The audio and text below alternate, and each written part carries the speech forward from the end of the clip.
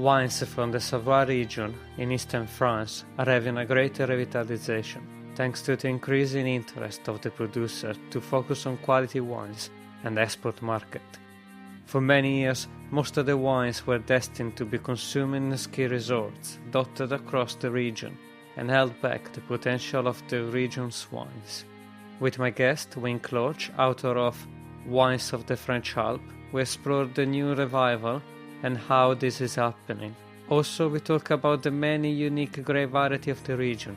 Savoie is one of the most diverse when it comes to its grape varieties in the whole of France, as Wink is very keen to tell us in the episode. We also talk about sparkling wines, which make up a lot of the interest of the region. As Wink tells us, there is a little bit of a problem with the legislation, especially for the newly granted Cremant of Savoie.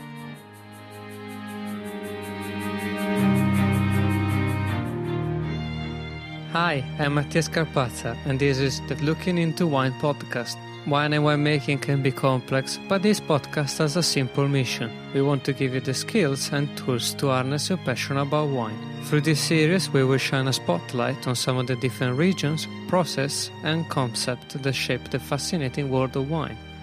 I hope you enjoy the show and your own journey looking into wine.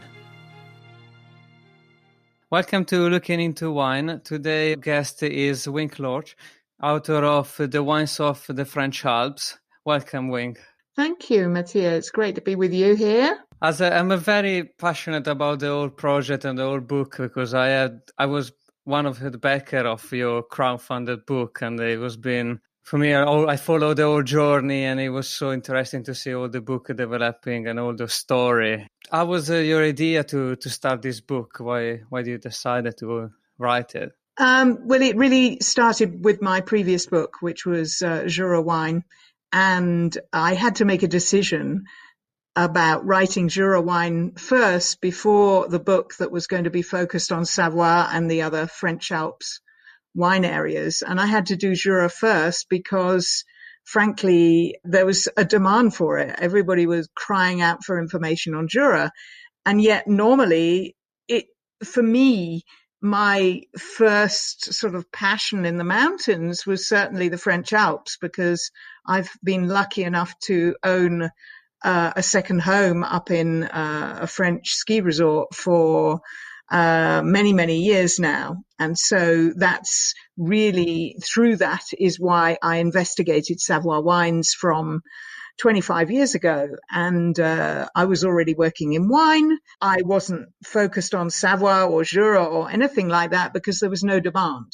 I was teaching, I taught on diploma, I did various things. But when I came to my French Alps home, obviously I bought the local wines and they were Savoie wines.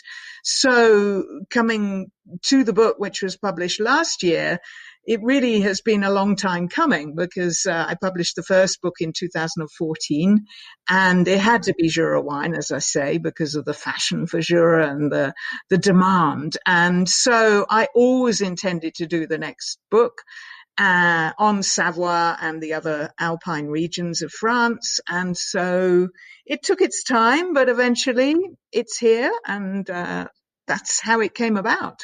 Yes, it took a few years, but it was well worth it. It's such an interesting topic.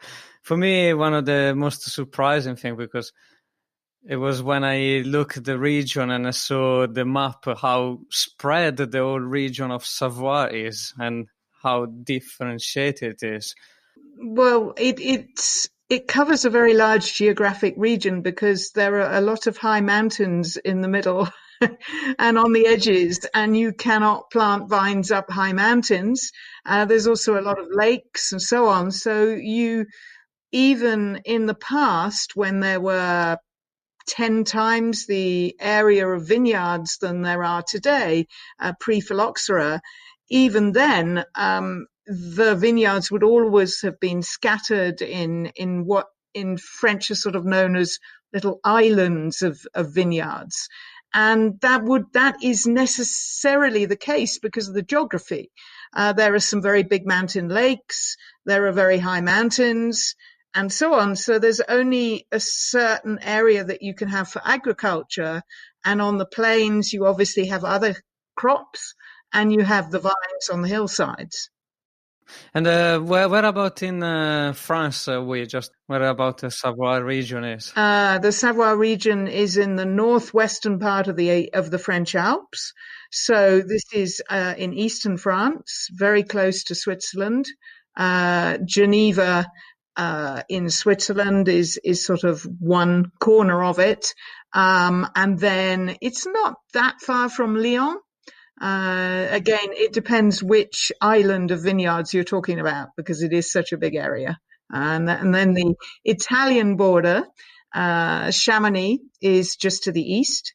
So there's one famous vineyard area where the vigneron Dominique Bellois of Aïs is. I mean, that is just I'm not sure how many kilometers, but it's about 40 minutes drive to the Mont Blanc tunnel. How many hectares does the whole region represent? Because I know it's like more or less the 1% or 2% of the whole French production. Oh, it's much less than that. It's 0.2%. It's just over 2,000 hectares for Savoie on its own. The book covers Bouget as well, which is often mixed up with Savoie. And on wine lists, you will see the wines of Bouget and the wines of Isère often as sort of incorporated into Savoie. So, but even if you took those three regions together, Savoie, Bouget, and Isère, you would have less than 3,000 hectares. So it's tiny. And while I was reading the book, another thing that was striking, it was the diversity of grape variety and the use they have of local grape varieties. And that really, to me, is the most exciting thing about the vineyards of Savoie today and for the future, very much for the future. The fact of having this diversity of grape varieties means that the region should be able, in theory, to cope better with climate change than some of the more traditional regions. And so I always forget the numbers, but there's about 20 grape varieties that are officially allowed in the AOC for Savoie.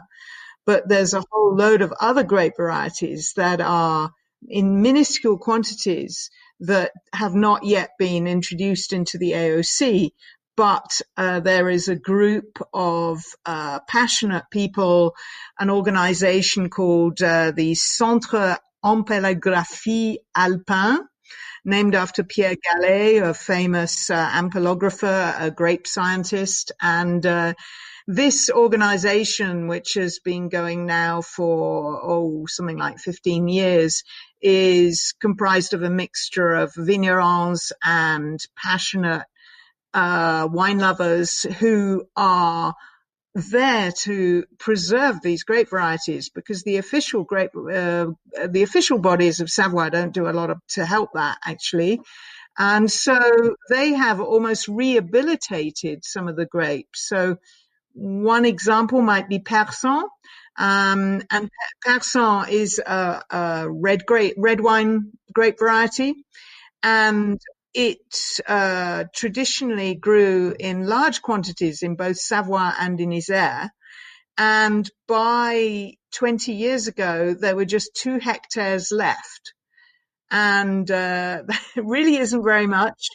Today, if you include what is not yet productive, there might be 20, 25 hectares. It's still very small, but the grape is approved of within the AOC. And for red wines, it provides a wonderful alternative to the other grape variety that is famous in Savoie, which is Mondeuse. And Mondeuse is the red grape variety of Savoie, but even Mondeuse, there's only a few hundred hectares. So that's just an example of the rarity of these grape varieties. Yeah, as you say, there's only more or less 3,000 hectares or the whole region, and they have to divide it between 20 odd grapes. So there was more. Well, to be fair, in Savoie itself, nearly half is planted with one grape variety, but it's a grape variety that only exists in the French Alps, which is Jacquard, which makes really sort of delicate, light, minerally whites, partly because of where it's grown and partly because of the nature of the grape variety itself. It's a very hardy grape, so it coped, and that's why they kept on growing it, because it ripened, even though in the old days it only got about 8 or 9% natural alcohol. So they always enriched or chaptalized. More recently, it's now beginning to reach 10.5%, 11% on its own, as long as it's a good farmer and they're keeping the yields down. And in 2018, which was very warm indeed, they actually were getting 11.5%, 12% natural from Jacquard. So Jacquard makes up nearly half and makes wines like Apremont and Chinon. Sorry, not Chinon, Chignan, Apremont. It's a very complicated region in terms of name. I think it's fair to say there are like 16 villages for the legislation of in Savoie. Yeah, that's for Savoie. And then there's also Rousset de Savoie. So Rousset de Savoie is a separate appellation that covers the whole region, but only for the Altes grape. And that has its own 4 cru or geographic denominations. I hesitate to call them villages because often it's a little group of villages. And yeah, a little bit like in Beaujolais with the cru there. I see. So Altes is it makes the Rosetta, which is considered one of the finest grape of the Savoie region. How does it taste like? What do you think is typical for it? Well, Altes is a little bit of a chameleon. Because of a little bit like Chardonnay, it very much takes on its terroir. And it grows in a lot of different terroirs. Everything is limestone based, but it depends how much clay there is there, and there is some very, very complicated soils in Savoie because of the geology and the moving glaciers and so on. So it varies quite a lot, and it also varies according to the microclimate as well. And each cru has its own particularity, and also many vignerons make it in quite different ways. So some will leave a little bit of residual sugar to counteract the very crisp acidity that it can have. To be fair, most of the good producers make it as bone dry as they can. But some years it will get a little, depending where it is, it will get a little bit of botrytis or noble rot. So then it's really hard to ferment it to dryness.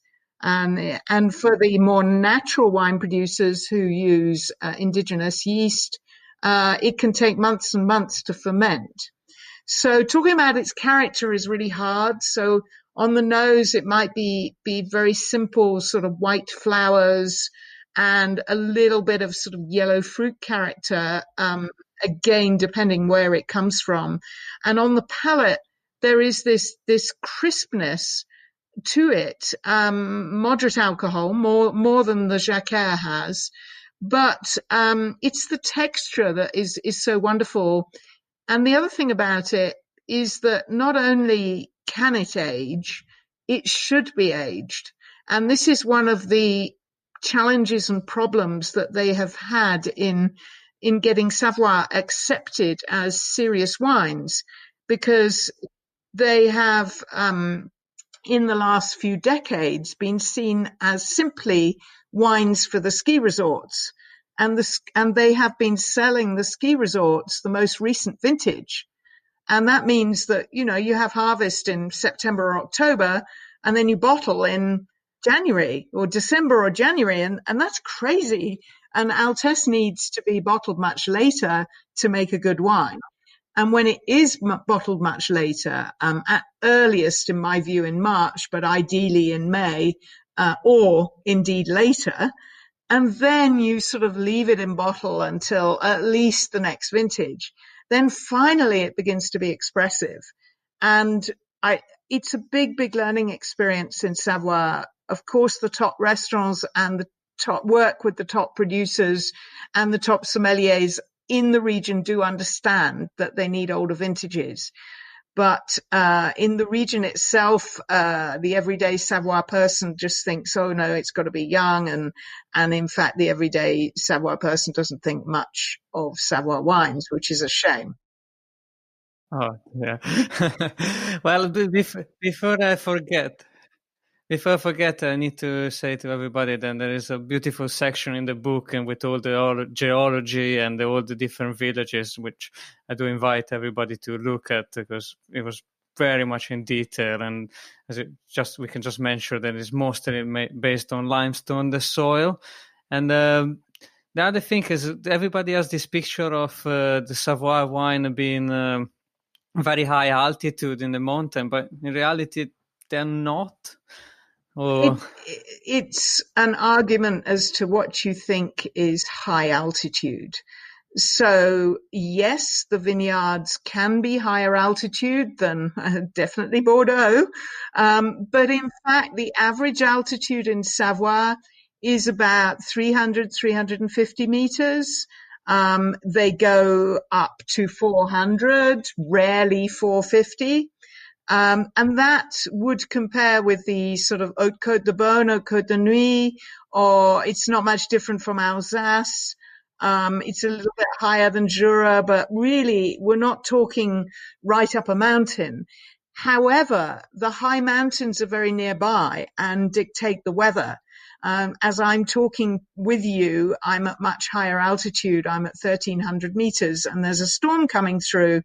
And my worry whenever a storm is coming through is that it might possibly be hitting the vineyards, which are my nearest vineyard is Aïs over the mountain behind my house. And if they get a hailstorm now, and they're very, very prone to hail, it's a disaster. So I get very nervous when storms come, not so much for me, but for the vignerons. So the mountains in Savoie have a big, big impact on the weather, the nearby high mountains. So even if the vineyards themselves are not at particularly high altitude, they're often on very steep slopes, very rocky steep slopes. And the rocks actually help the grapes ripen.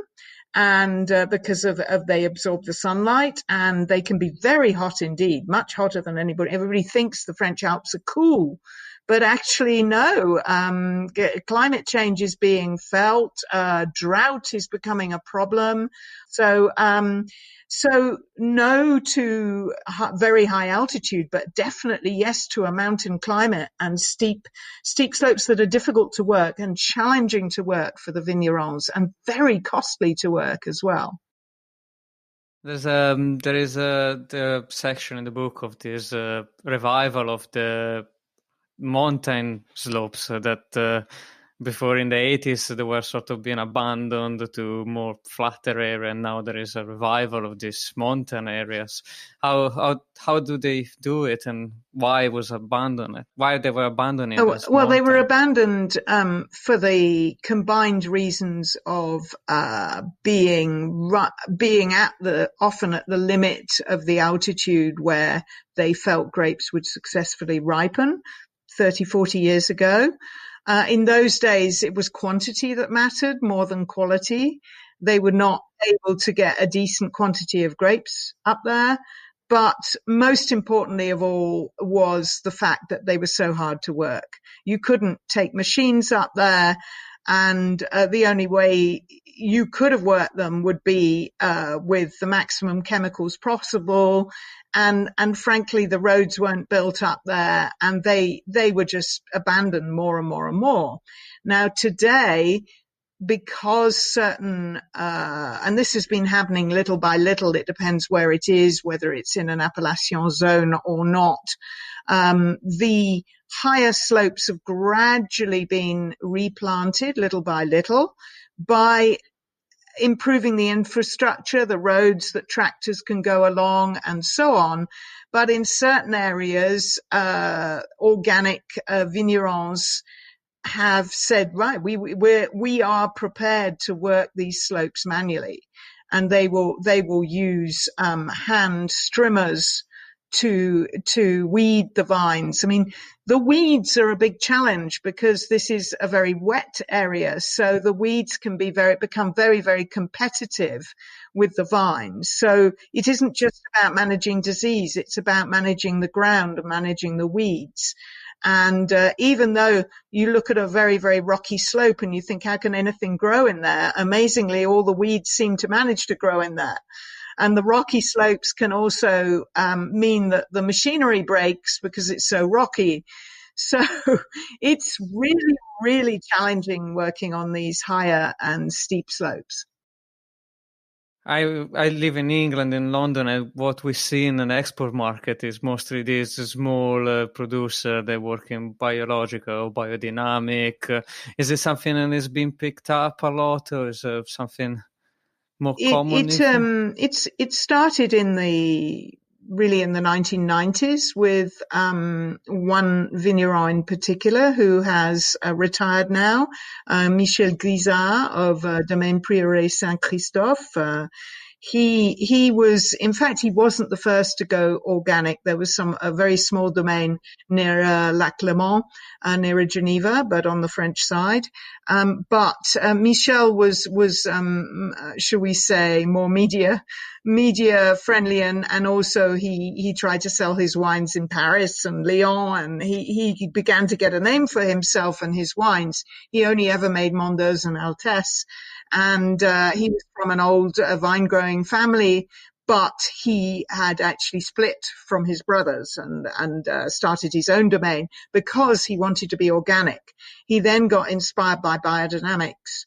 So he, if you like, has led behind him a group of younger vignerons, and sometimes even a couple of older ones who for years have farmed, should we say, reasonably, using the minimum chemicals, but using some because they needed to make a living and they couldn't see how they could desert chemicals completely in order and still make a living. But some of the older ones have converted now as well. And there's a growing band of organic vignerons, and there's some youngsters who have no family in the wine industry, but have come in.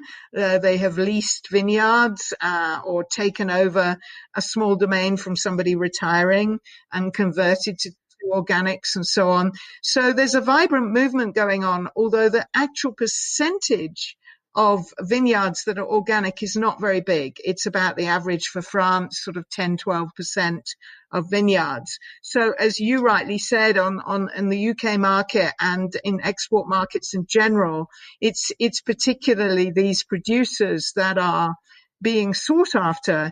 And some of the new younger producers are actually refusing to sell to the ski resorts because they started, I mean, there's no point of them even trying to sell to the ski resorts because their prices are too high.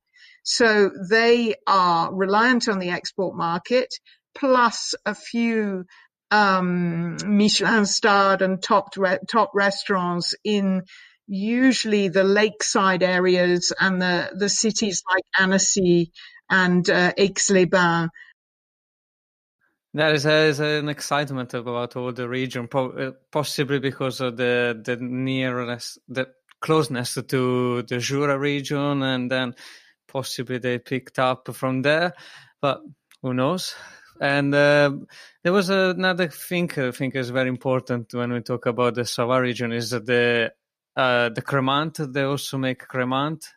And there was a great history of making sparkling wine in Savoie, in particular Seyssel. Seyssel, which is a small town that straddles the Rhone River, because the Rhone runs through part of the vineyards of Savoie. And Seyssel straddles the Rhone River, and one side it is Haute-Savoie, which is one of the two Savoie departments, and the other side is Ain, and very close to the Bouget vineyards. But it's now, and they have vineyards on both sides, and they had a tradition of making traditional method sparkling wine from long ago, which was made from a very unusual rare grape called Molette, blended with Altes. Unfortunately, it's a region that has sort of seen better days, if you like, but there's one producer who is sort of waving the flag for Seychelles, which, and particularly for a famous brand that Queen Victoria of England used to drink in Aix-les-Bains, allegedly, which is called Royal Seychelles. Well, that's a bit of an abbreviated story. So for the rest of Savoie, there wasn't a great deal of sparkling wine made, but every producer made a little bit and always made it in the traditional method, made it from the Jacquard grape, maybe Altes, and also in the last sort of 40 years, there's been Chardonnay grown there and Pinot Noir as well, neither of them traditional.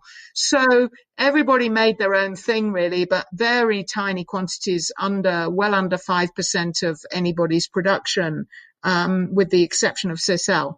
So now they have the Crémant appellation. They've been, as they say in French, welcomed to the Crémant family. But it's early days. It's very, very early days. And as usual with Crémant, the rules for the grape mix are very strict. So they are obliged to have Jacquard, at least 40% Jacquard, and 60% if there's no Altes. But if you've got some Altes as well, then you can have just 40% of Jacquard. And whereas I actually agree with this move to stop having 100% Chardonnay or Chardonnay Pinot, because hey, everywhere else does that, so why have that? It's very difficult for some of the areas where there's no Jacquard. And so there are some traditional areas for Rousset de Savoie, where Altes is the traditional grape variety. So like in a village called Frangy and another one called Jangieu. Well, no, actually Jangieu, they've always had some Jacquard, but in Frangy, they've never had Jacquard. And now they're having to plant it, which is not traditional, in order to make Crémant. But some producers are just refusing to do it and just doing sparkling wine, 100% Altes, as they've always done, and they sell it as Vin de France and not appellation. So it's a typical complicated appellation contre les messes.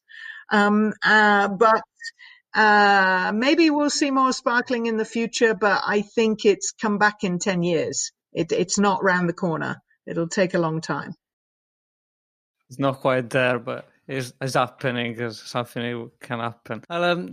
Wink, I think I will cover most of the things I wanted to ask about the region. There was just the famous Monte Yes, Mont Granier.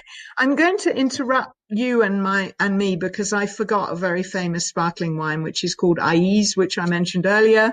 And Aïs is made from the Granger grape. And so when they did the Crémant de Savoie, Aïs was allowed to stay in the appellation as a cru with Granger. And then Seychelles was able to stay as Seychelles. But apart from that, if it's in the appellation, it has to be Crémant de Savoie. So Mont Granier, you wanted to know about Mont Granier, and it's funny that you are asking me this when there's a little storm rumbling behind me, because Mont Granier is a very distinctive looking mountain, which is close to Chambéry. And the vineyards below Mont Granier are the very well-known and most planted areas of Apremont and Abîme, where Jacquard is king. I mean, they can grow some other varieties as well, but they're not used under that name. And Mont Granier is the northern end of the Chartreuse mountain range. And yes, it is the same Chartreuse as the famous liqueur, which comes from the distillery and monastery, which is in those mountains, but a little bit further towards Grenoble to the south. So in 1248, in the winter in November, there was an almighty storm. In fact, there was really bad weather for a couple of days, and there was a massive, massive rockfall. The top of the mountain effectively fell off. And this was written about in church records, and that's why they know. And they know for a fact that it happened. They know the date and everything in November 1248. And the top of the rock fell off. And geologists today can now figure out what happened, that it broke off because there were sort of caves and natural caves filled up with water and made the whole mountain unstable. And then it fell off and caused a landslide. And all the villages below were buried. Everybody died. All the animals died. Everything was just rubble. A terrible, terrible story. And it took about 300 years before it began to be populated again. And they began to plant vines again because they realized that was one of the only crops that they could plant in such a rocky area. Wow. Well, Wink, the mountain is also on the front of your book. And before I let you go, where people can find you, where social media, website, or anything where people can contact you? Well, people can contact me through all the main social media sites under my own name, Wink Lorch. But I have a website which is winetravelmedia.com. And on there, I write the occasional blog post, and I used to write much more on there, and I've sort of incorporated a lot on there. But it is also my website for selling both my books, which can be ordered from there and delivered all over the world. Okay. Well, I'll make sure to copy in the link and find the copy. I've never found all the link there. Well, Wink, thank you so much for your time today. It was very interesting. It was a very interesting region, and it's really coming up, and it's something to look at, especially from France. It's quite rare to find something new, I think. And I think they're wines for tomorrow. Today and tomorrow, they're fresh mountain wines, lots of, dare I say it, minerality, interesting grapes, and the future is right there for the taking for these vignerons if they can do it. So thanks for the chance to talk about them.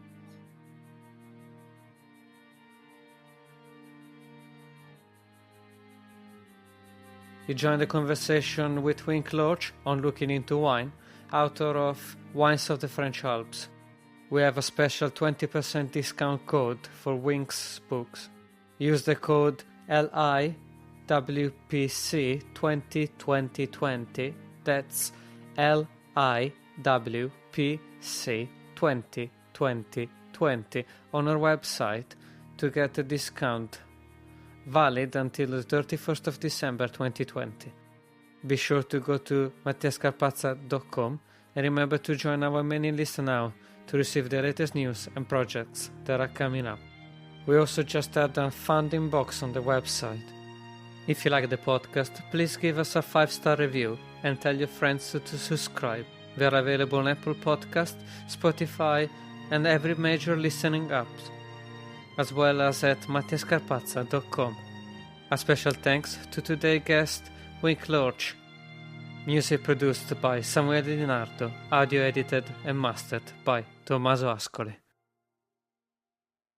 Before you drive the all-new Nissan Rogue, you gotta ask yourself, how rogue are you gonna go? We talking find your spirit animal in the desert rogue? Build an igloo in the middle of nowhere rogue? Or take the long way home just because kind of rogue? Just a question, but with 5 available drive modes, you're sure to find the answer. Go rogue in the all-new, fiercely reimagined 2021 Nissan Rogue, now with the most standard safety features in its class. See Owner's Manual for important safety information. Auto Pacific segmentation. 2021 Nissan Rogue versus latest in market competitors. Base models compared. Before you drive the all-new Nissan Rogue, you gotta ask yourself, how rogue are you gonna go? We talking find your spirit animal in the desert rogue? Build an igloo in the middle of nowhere rogue? Or take the long way home just because kind of rogue? Just a question, but with 5 available drive modes, you're sure to find the answer. Go rogue in the all-new, fiercely reimagined 2021 Nissan Rogue, now with the most standard safety features in its class. See Owner's Manual for important safety information. Auto Pacific segmentation. 2021 Nissan Rogue versus latest in market competitors. Base models compared.